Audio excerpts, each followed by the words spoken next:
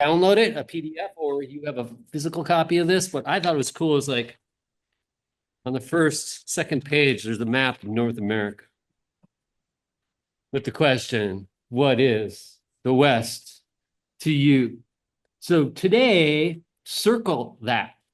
And then as the weekend progresses, maybe you can review what your thoughts of the West are. Has it been bolstered? Has it been underlined, italicized? Or maybe you're thinking about the West in a different way. I think that's kind of a fun way to start the first day. Please do that. Tonight we'll start thinking about the West, about the stories that we tell about the West, the stories that support our notions and ideas and dreams of what the West is or could be or might be. Tomorrow we'll start with some conversations, which I'll tell you about here in a second.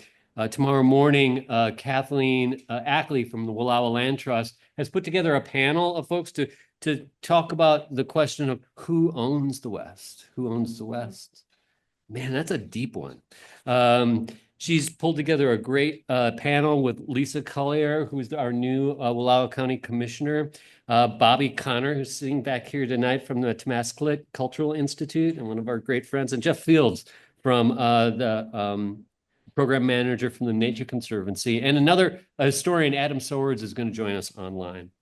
You can learn about all of our panelists and guests in the Winter Fishtrap program. Maybe that'll be your bedside reading tonight to read all the bios, get to know the people, look them up online. So you have a pretty good idea of the kind of the all-star cast we have this weekend. I'm pretty proud of what we put together and grateful for the people who are participating. Saturday afternoon session focuses on the question, who lives and works in the West? How has that changed over time? Wallowa Resources is moderating that conversation, and it's moderated by a person named Taylor Sarman, who I have not yet met. I don't know if any of you know Taylor, who's the Wallowa Resources Economic Recovery Corps Fellow. The panelists are Mike Hayward from Wallowa Resources, and he used to be a Wallowa County Commissioner. Liza Jane McAllister from Six Ranch, maybe many of you know who she is.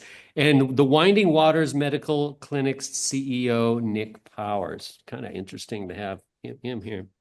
And then tomorrow night, we're going to have a Dutch Oven Cookoff potluck and Best of the West storytelling event with readings from Wallowa County favorites, Janie Tippett, Pam Royce, plus a couple of our special guests this weekend, Debra Magpie Earling and Robert Stubblefield. He's sitting back there, who's pinch hitting for us and coming in. And and Debra have been friends of Fishtrap since the beginning. So it's great to have these. So plus they drove from Montana today to be with us this weekend from Missoula. So that's heroic. Tonight we're going to kick off Winter Fishtrap, and Shannon McNerney and I talk a lot about what the theme is, how we want these weekends to go, why would people come, how could we make a program that people would just have to come and see, and hopefully spark a new understanding on a theme that's important to us all. And when we were thinking about what is the West, one of the first names that came up was Debra Magpie Earling. You're going to get to know Debra here if you don't know her already. And it'll be a way that maybe you can go off into the night tonight thinking about the West in a different way than you've started. So we'll get going here. First, I do want to acknowledge that Winter Fishtrap is sponsored by Winding Waters Clinic, the Wallowa County Chamber of Commerce, Eagle Cap Vacation Rentals, Good Groceries, River Street Market, Moonshine Glass Art, Sure Stay Plus Hotel by Best Western, Wallowa County Grain Growers, and M. Crow. Those are a bunch of local businesses who have pitched in to either contribute something or give money that make this possible. And we literally could not have made Winter Fishtrap possible without our program partners in Wallowa Resources and the Wallowa Land Trust. Thank you, folks. And you're going to get to know them better. So we'll get to the show. I want to first invite Fishtrap's executive director, Shannon McNerney, who is who most of the time works on budgets and grants and working with the board, but every once in a while, it's nice to have Shannon come up and talk about why she does this job and does this work in the first place. And I think tonight you're really going to be inspired by what's going to happen. So Shannon, come on up.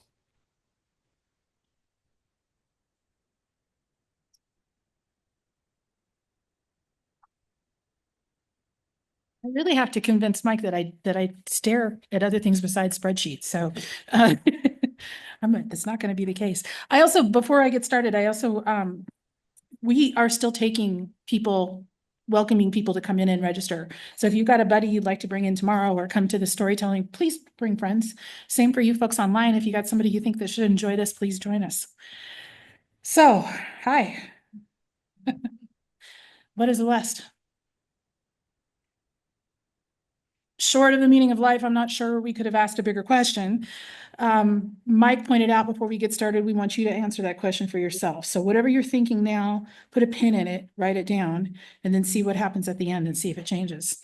So for my purposes today, just to be clear, I'm going to avoid Europe and Socrates and the Peloponnesian Wars and keep it to the American West. Let's start with what I found when I did a little bit of search. I love to do search engine dives and research. It could probably hang over from school.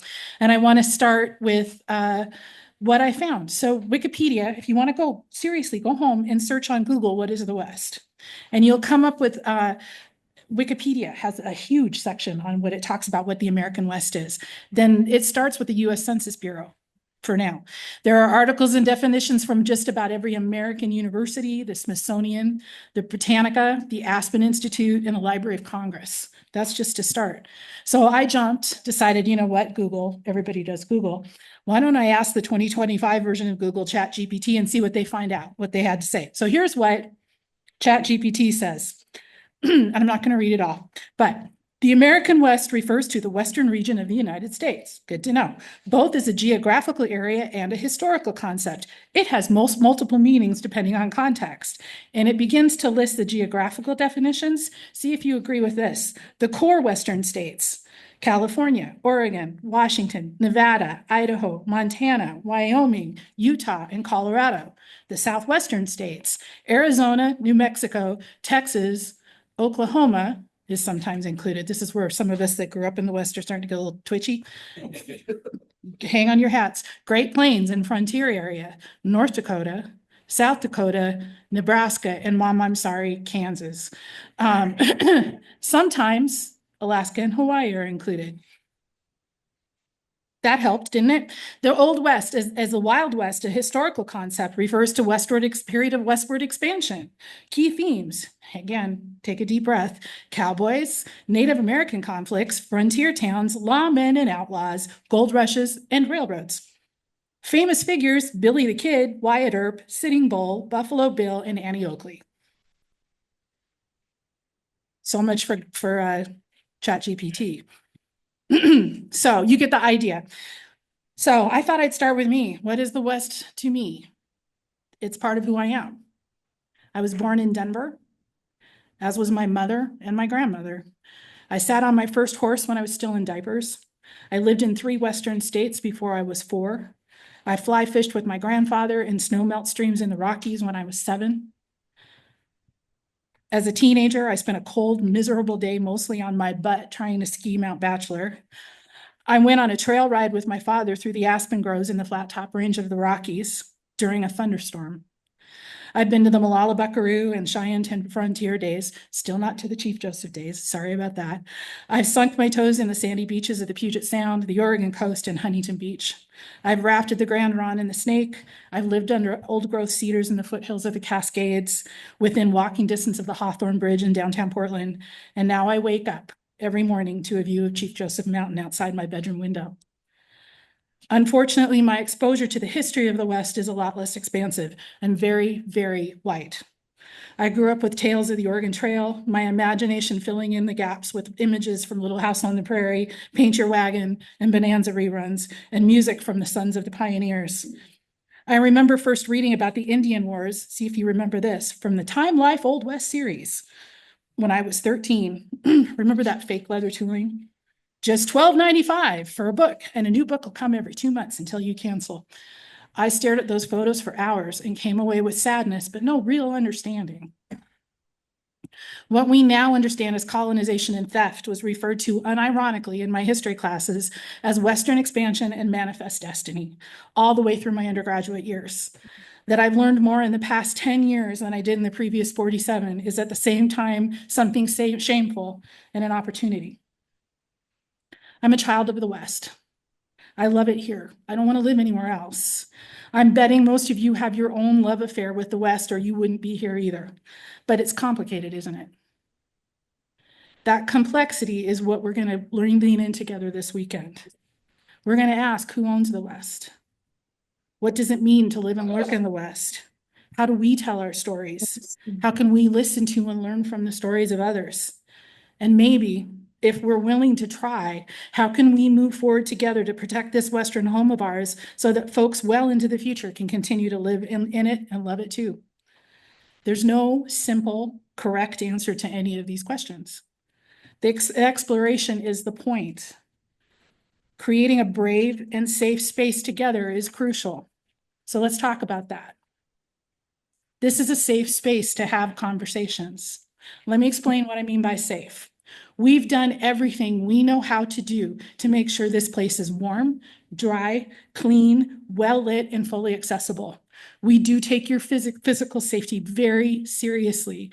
Our code of conduct, that document you all pretended that you said you read when you registered, takes that a step further by asking you to help us make sure that people in this space are safe from harassment, safe from prejudice, and safe from injustice.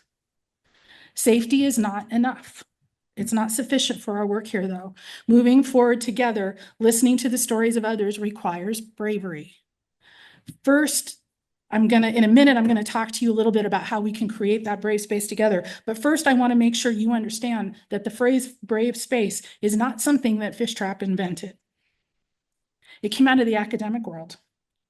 The term brave space was introduced by a couple named Brian Arao, a couple of scientists and writers, and Christy Clemens in 2013 to describe environments that encourage open dialogue on challenging topics, particularly in educational settings. They were most concerned about topics of race and discrimination and gender issues. They proposed this concept as an alternative to safe spaces, emphasizing the need for the courage it takes to engage in difficult conversations. A brave space requires that everyone agrees to lean into difficult concepts and conversations, to ask clarifying questions, to center listening and be thoughtful with your responses, and to take responsibility for your own emotions and reactions. It's your job. This is how we create opportunities for critical thinking. This is how we fix our world. Here are some suggestions I found from something called the 6 pillars of a brave space. I'm not going to read all of this, but I want you to think about this for a little bit as we work together in the next few days. Number 1 is vulnerability. Brené Brown, our vulnerability expert, talks about it being a place of innovation, creativity, learning, and accountability. When everyone, the speakers and the students and the listeners, give themselves permission to be vulnerable, they're making a conscious effort to create space for deeper engagement. We're going to do this together by asking questions about things we don't understand. It's okay to say, I don't know. We're going to do this by sharing parts of our story so that the complexity of who we are frames how we respond. We're going to take perspective. Our view is influenced by our own lived experience. Every single one of you has a different history. We have to listen to the truth as other people experience it and acknowledge it too. Make sense? So you do this by listening to understand instead of listening to respond. If you have that urge inside that's going, I want to say, just listen. Lean into fear. Lean into fear. How many of you are leaning into fear right now? World's pretty scary. When faced with fear, we're standing on the learning edge. We're poised to discover something about our new or ourselves or about others.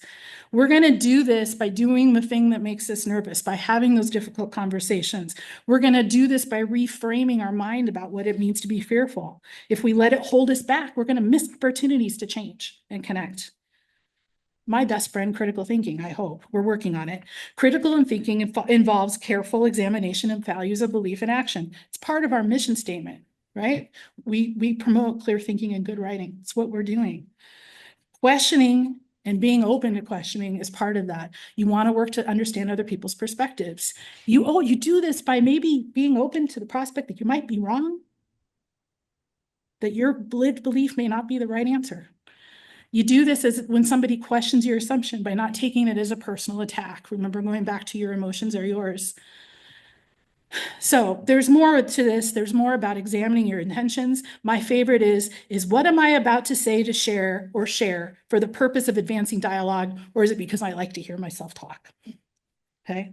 And mindfulness, being present, being in the moment. If you're in a session this weekend and you hear yourself going off somewhere else, or you're thinking about how you'd like to respond to that, try to bring yourself back and be here. That's how we create a brave space together. So stop. There's a saying I love that talks about, is a Viktor Frankl quote about there's that space, finding space between stimulus and response. And in that space is where worlds are created. It's not quoting that directly, but that's something I want you to think about. So before I walk off, I'd like to close without a land acknowledgement. Mike and I have struggled with land acknowledgements for, 9 years, 8 years. We've worked to make sure that nothing is ever rote or ritualized or performative. Bobby Connor, who's staring, smiling at me in the back of the room, challenged us to take it a step further and to create a call of action. My ambitions when we talked was, I'm going to get this done, and we ran out of time. But what I want to do is challenge for each of us to do more than just acknowledge what we very much know to be true, that this land has a history that predates the Old West by millennia. What I want us to do is listen to a call to action that I have gotten permission and to read from EcoTrust that Bobby actually helped write and helped make this happen. So I'm going to read this to you, and this is your call to action. This is the call to action for Indigenous communities. Number 1, give land back to the tribes. Number 2, protect the environment and salmon. Tribal cultures depend on them. Number 3, insist that the United States respect tribal sovereignty and uphold its trust responsibility to tribes, which includes appropriate levels of federal funding to support tribal needs. Many promises to tribal nations still need to be kept. Number 4, elect officials and judges that understand tribal governments, relationships, and law. Number 5, invest in tribal economies. Number 6, challenge and reject all stereotypes about Indigenous people. Number 7, insist that your children and grandchildren are taught accurate information about the histories, cultures, and contemporary lives of Indigenous people in your school system. And number 8, inform yourself about issues impacting Indigenous communities and speak up. The sovereignty, well-being, cultures, and languages of Indigenous peoples are born of their homelands, and that makes these lands and waters precious to Native communities. All of us have the responsibility to treat them with great respect and care that they deserve, and to steward them carefully for the next generation. Please do your part. Thank you to EcoTrust and to Bobby for that. Finally, our good friend and writer, Karen Avinen, who some of you know from Summer Fishtrap, wrote this in a newsletter, Substack, that she sent out last week. It says, "We were all born to this moment. Let our fierce love for each other and for this wild world, the real world, carry us into what is next. Let us grow what we can." That might be a good place to start. Thank you.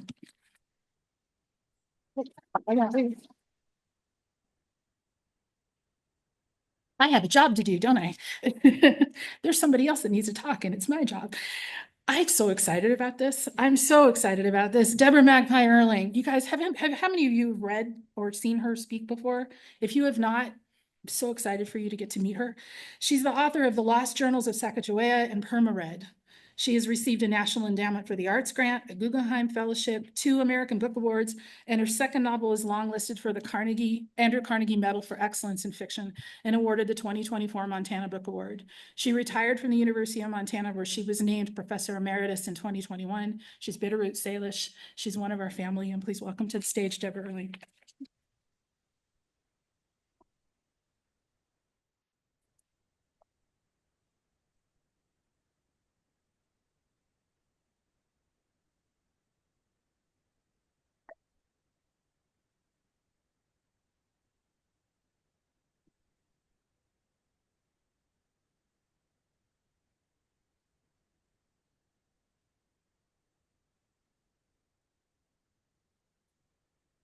Don't let me scare you with all the material that I brought up here. I probably won't even look at it.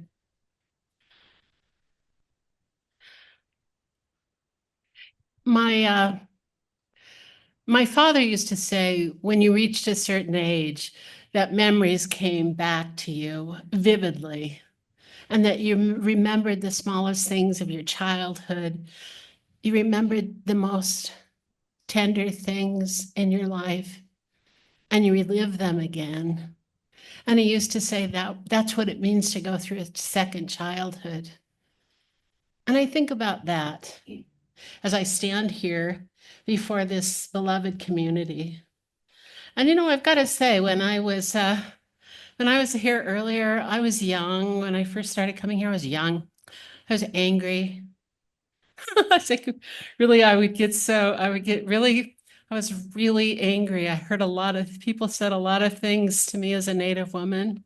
One of the things people like to say is, that's funny, you don't look like you're Indian. And Louise Erdrich told me, just respond this way. You don't look like you're rude. It's not like it was funny because I tried that on someone. I was in a pool with some women, and it was in a water aerobics class, and this friend of mine came over and she goes, "You've got to meet Debra. She's a writer and she's Native and she's from, the Flathead." And she introduced me to this woman. This woman looked at me. She was an older woman. She looked at me and she said, "Well, you don't look like you're Native."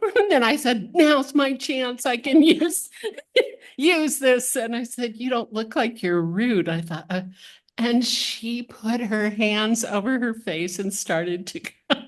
And she said, "I have never wanted to be unkind to anyone. I'm so sorry." And I thought, oh, that didn't work, Louise. Thank you very much. But as I stand before you today, there's something that happens to you. I don't know what it is, but you reach a certain age and you kind of put away the papers. You stop being afraid to connect with other people. You start seeing the world for what it is. And I see all of you people gathered here, and your desire to understand Native people in your area, your desire to understand what is the West, what compromises the West, what is it made of? And it is, it's all those things. It's a myth. It's a geographical location, but it keeps moving though, doesn't it? There's no real boundaries to it. Used to be in Iowa, "Go west, young men, go west." Can you imagine going, stop in Iowa? But we know now that those kinds of boundaries, we've set boundaries on ourselves for so long, and we've told ourselves mythologies. Certainly, and I wish I made the money that Ambrose made on Undaunted Courage. And it was a national bestseller. Went on to sell. I mean, if you pick up that book, it has, tons of, it's sold and sold and sold again. And he said something, there was a part of me, Alvin Giuseppe used to press though. He kind of pressed you. He wouldn't ask you to change your mind, but he'd just ask you to take a closer look. And I was ignorant. I thought that Sacagawea, and I call her Sacagawea, I thought that Sacagawea was a traitor. I didn't want to write about Lewis and Clark. And Alvin Giuseppe said, "I really want you to write about Lewis and Clark." So I wrote about Lewis and Clark, and then I kept being haunted by Sacagawea and her story. And the one thing about stories, and the one thing about history, and the one thing about the land itself, and the stories that you've been told your whole life, and the ones that you believe, you just believe. You believe the great historic and mythological men who came, to this great land, and they did do amazing things. If you look at Lewis and Clark journals, it's just unbelievable. And those men, but if you look a little more carefully at this story, and I love peeling back a story. If you sit with those journals, and they're hard to sit with, the language is pretty rough. But if you sit with those journals, you start to pick out things. And it's like, was there a Sasquatch that they saw here? There's like a big imprint on the side of a on the riverside, not far from here. And they're like, what is that? And I love them. They're always saying those superstitious Indians. Oh, those superstitious, silly Indians. And then they're going, what is going on? Is this place enchanted? Because strange things began to happen that were inexplicable to them. And if you look at Lewis and Clark, if you look when they left Mandan Camp, and I love that story, they leave Mandan Camp, and I see this, Clark is walking alongside the boats, and they're heading out. And it's the strangest thing. And I thought, what's going on here? If I was, say, Steven Spielberg, or I was a great filmmaker, and I was just showing you what was happening, it would have dark music. Like there would be some like really scary stuff that they were heading into. They kept talking about the lava mountains, the smell of, they could smell sulfur, these sulfurous fields that they were heading in. And then they happened to see these Indians underneath. They were Arikara, aren't they Arikara over there? Underneath that river, underneath that cliff near the river. And they're like, they didn't say it, but like, let's not go see them. But they didn't see other Indians. And Lewis and Clark they were curious men, but I thought, were those ghosts? Did they see ghosts on their trip here? And you began to wonder. Here's one of the things that I thought, how did we miss this? I was never told this. Do you know there was a time when Lewis and Clark, they went and they defiled really this woman's grave. She was a very powerful woman. And they hadn't been in their journey long, and they saw her, they thought she was a Rikara. She was buried with her horse, or she was up on scaffolding, but the scaffold had fallen down, and they were kind of poking at her ribs. They were looking at her. There was a blue jay that was also beside her dog. All of these riches were around her. And they're like, what is this? And I thought, if you know anything about power, and you know anything about a powerful person, you don't get close to a grave and inspect what they have, because there's something there. You can feel it. We all have had that feeling, right? The West, the Great West, and we go into these landscapes, and what we see is like something inexplicable sometimes. Quiet, absolute quiet. No birds are singing. No animal is going through all the dry grass. Nothing is moving. And we know that we've entered a sacred place, kind of a spooky place. 3 days later, and I thought, what's going to happen? 3 days later, I started reading the journals, like, what's going on here? 3 days later, Lewis and Clark, they had to pitch their tent. There's some historians that say that Charbonneau tried to sell Sacagawea to the men in the court, so they had to keep her safe she had to stay in their tent, their lodging. One of the things that I was astonished by, though, here about, I'd say about, gosh, has it been that long? Probably about 18 years ago, up in Montana, there was this huge tree that had been struck by lightning, and they thought that this tree had been struck by lightning in May of that year, and like in July, it caused a black cat fire. That lightning had gone down through that tree and just smoldered there, and then just blew up. So there's an explanation for this, right? But Lewis and Clark pitched their lodge and attached it to a tree that in the middle of the night, the one tree, like, go out here and go choose a tree out here in the forest. Out of that one tree exploded in the middle of the night. Just a fireball went up. It was consumed, the whole tree. And they had to get out of there fast because it hit the forest floor and it was starting a fire. But they were this close to not getting out. And I thought, You shouldn't have defiled that grave. You shouldn't have done these things. The land itself will speak to you, and not just Native people. Like the land was talking to Lewis and Clark. There was one thing that happened just around here. The Nez Perce, at times they call him Old Toby. Well, Old Toby had given, was charged with finding horses for Lewis and Clark and giving them to them, like bringing them. So he brought them a bunch of horses. He and his son had arranged these horses.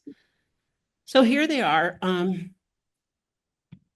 And Lewis and Clark and there's some of the men, they see Toby and his son running as fast as they can through the forest, like jumping over underbrush, like snapping trees, just running. And they're going, stop, hey, wait, we haven't even paid you. And they didn't even turn to respond. They never got their money. They just kept going.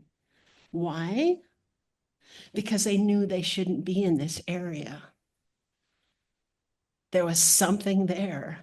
And the Nez Perce warned them. They go, there's people there. Only the Nez Perce can get through. The Shoshone said, don't go up there. Don't go up in these rocks. There's a tribe that lives there. And I thought, there's a tribe that lives there? I thought, there's something else that lives there. But oh, the world is wondrous, isn't it? And you don't have to be Native. I remember one of my elders said, oh, don't get on your high horse, Missy. Because I was like, my great-grandfather, Klotsky, was a medicine man, a powerful man. And he goes, you don't control that. It goes through the blood, but anyone can go in the mountains, and if they're pure of heart, if they seek, it's the animals, it's the land itself that will bless you. Barry Lopez used to say that the land, that there's places that call to you. The land itself calls to you. You ever feel a place that's kind of odd, isn't it? Sometimes you come to a place and the land doesn't call to you, does it? I mean, people can love it. And you're thinking, what the heck? I don't want to live here. It doesn't call to me. And then there's some places that you go to and there's something that nests in your heart.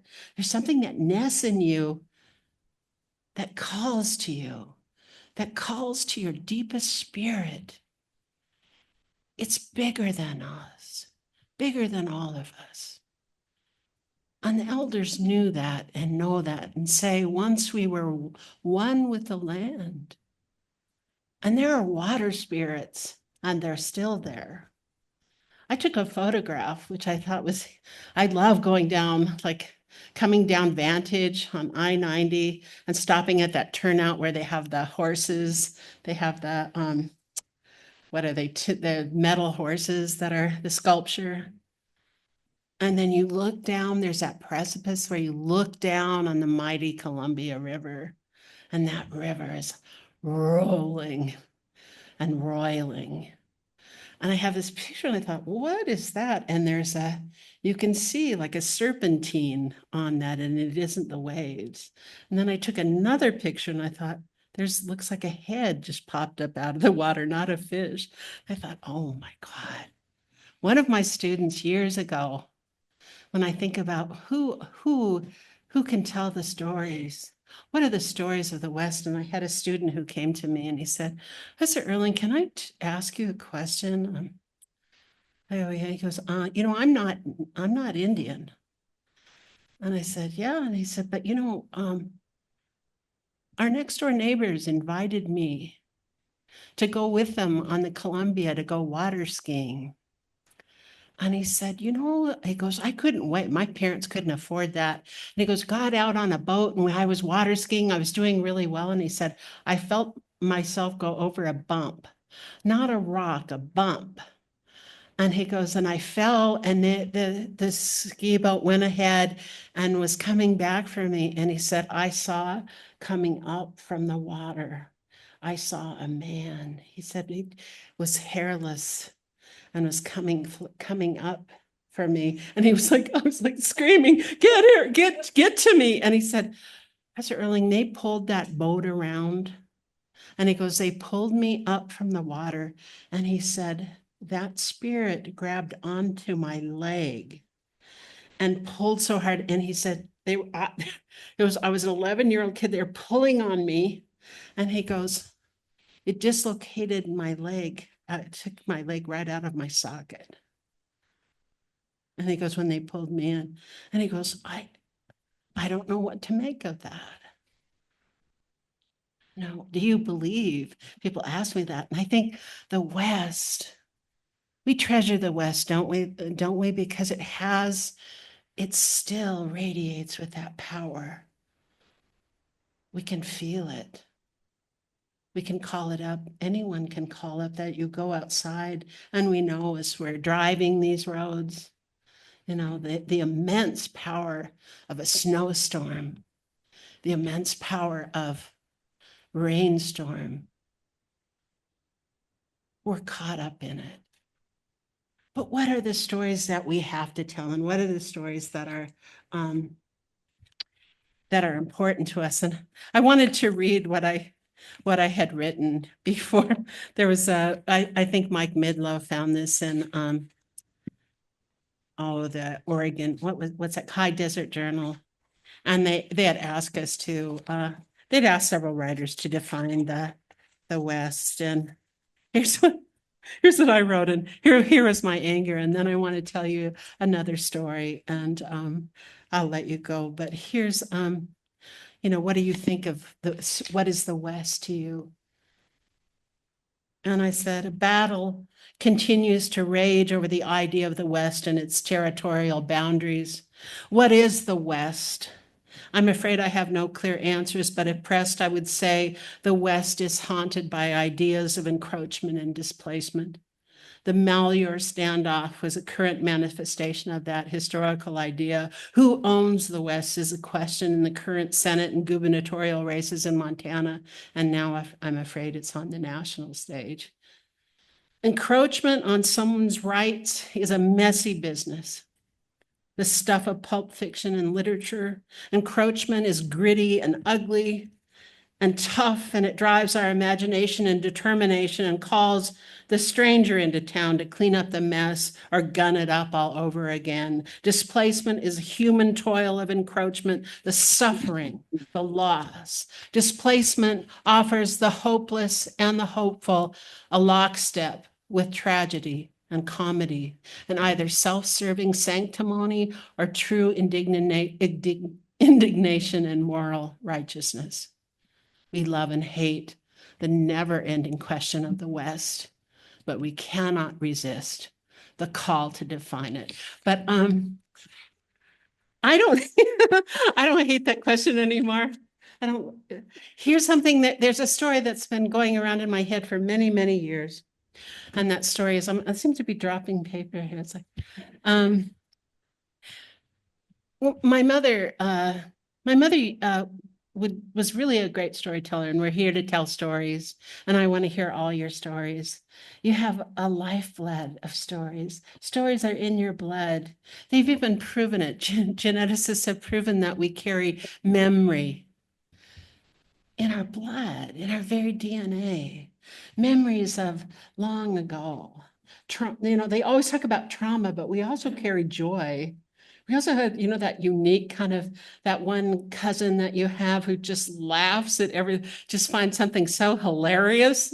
Like, where is that coming from? I think somewhere in your blood, somewhere something tickles you.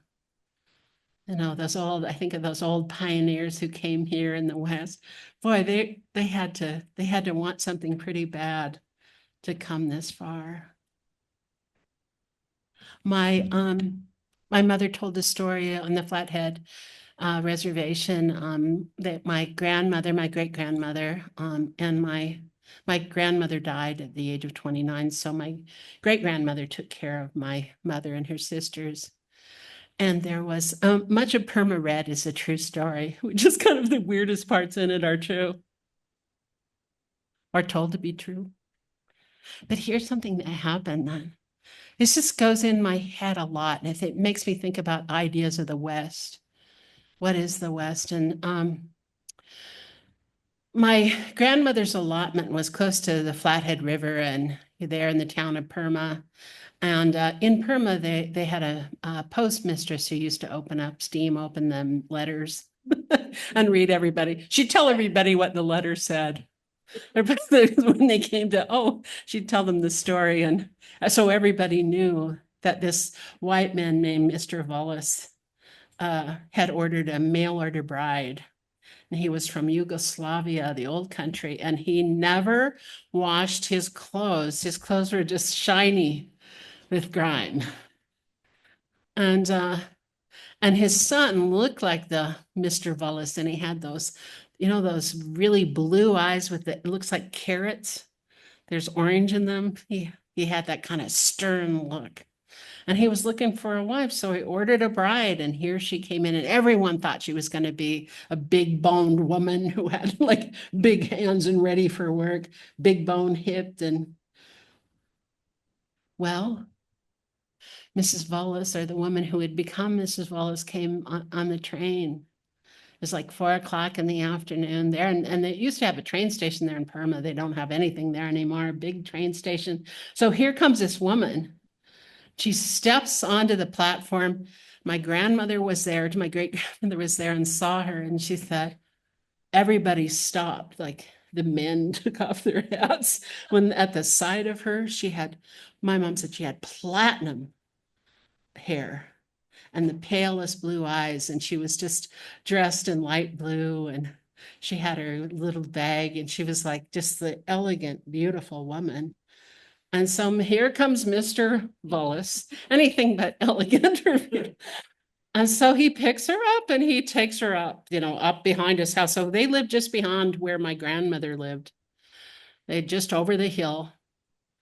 And so it was hot that summer, really hot. And my grandmother said, I'll give her a few days before I go welcome her. So she made some fry bread, it took about a week, and said, I'll go pay a visit to Mrs. Wallace. Mr. Wallace is in the field, and I'll go pay a visit. So she went up to the house, and she heard, she knocked on the door, and she said, it doesn't look like a woman's touch has been here. Like there was still, Mr. Wallace had all these cans of grapefruit juice and just piled really high. So the hornets were around his house, and that had been cleaned.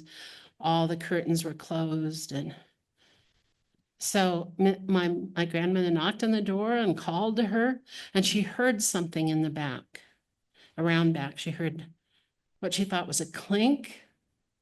And then she sat for a while. It was a hot day. She thought, I'm going to go home now. Got up to go, and she heard a woman screaming. So my grandmother goes around to the back of the house, and Mrs. Wallace is chained to a tree in the back of the house, and she has water and she has food. And she's wearing a nightgown, and she's been walking around and around, and this nightgown is all dirty, the bottom, and she doesn't speak English. And my grandmother was horrified and went and ran down to Mr. Wallace in the field and said, Mr. Wallace, like, you have to release your wife. And he said, no, she belongs to me, and I'm afraid she's going to run away. So my grandmother wasn't happy with that. She went to her house and she got an axe, and she tried to get that chain, and she couldn't do it. She couldn't break it. So she walked like 10 miles into the agency, and met with the Indian agent. She said, Mr. Branson, Mrs. Wallace is chained to a tree up behind the house. Like, what? And he said, I don't believe you. And even if I did, it's none of your business. And my grandmother went back to Mrs. Wallace, and they sat together and cried. And Mr. Wallace kept Mrs. Wallace out there until she got pregnant. So for a whole year, she went through the seasons with her provisions.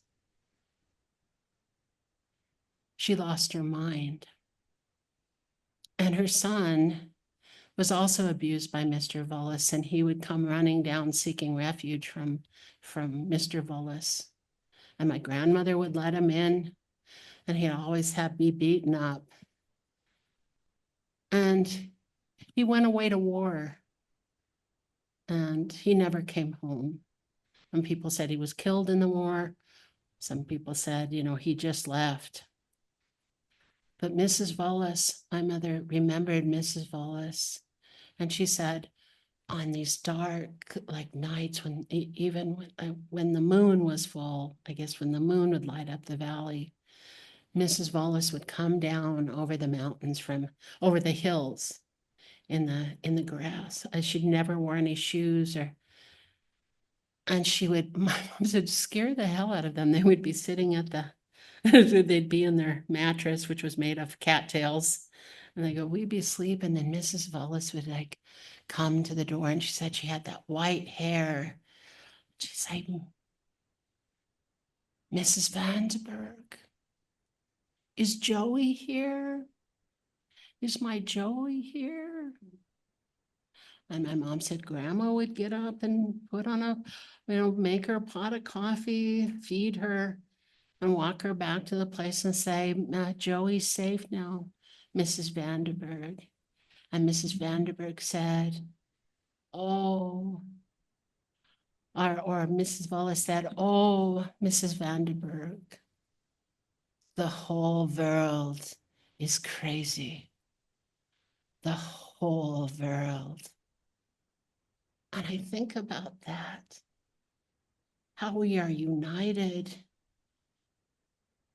as women and as people who believe in human rights. And those old stories of the West, which are going to hit us again, we have to be the one who goes and alerts. We have to be the one who sits with someone, who gives refuge to someone, who loves. And so I don't want to leave on a dark note. I want to tell you that how fortunate we've been to have Fishtrap. Just think of all the years of Fishtrap. And I was thinking, you remember when it was at the Methodist camp and it got kind of dusty there, and up by the side of the house, they were up by that side of that camp.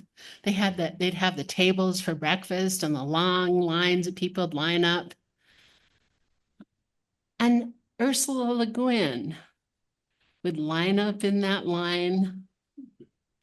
Yeah, and Ursula Le Guin would come bring her. I remember she had a pair of pale blue elastic pants, and she'd just pull up, and then, she's so elegant in all of those photographs of Ursula Le Guin.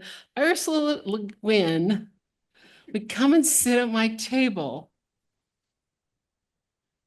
and visit with me. Never talked about her writing or her huge ideas, but she would talk about how beautiful the birds were, how a particular reading really touched her, how she was so happy to be at Fishtrap. So what is the West? It's as big as your imagination. And it's also a spirited place. Live a storied life. By living a storied life, it means get yourself out there in your community. Get yourself out like you're doing tonight and embrace one another. And this weekend, tell your stories. All the beautiful, beautiful stories that you have. And they don't have to have a beginning and a middle and an end. They can be, one time I saw Ursula Le Guin in a pair of elastic blue pants, and she spoke to me. Tell your stories. Tell yourself the good stories. We need them now. Thank you.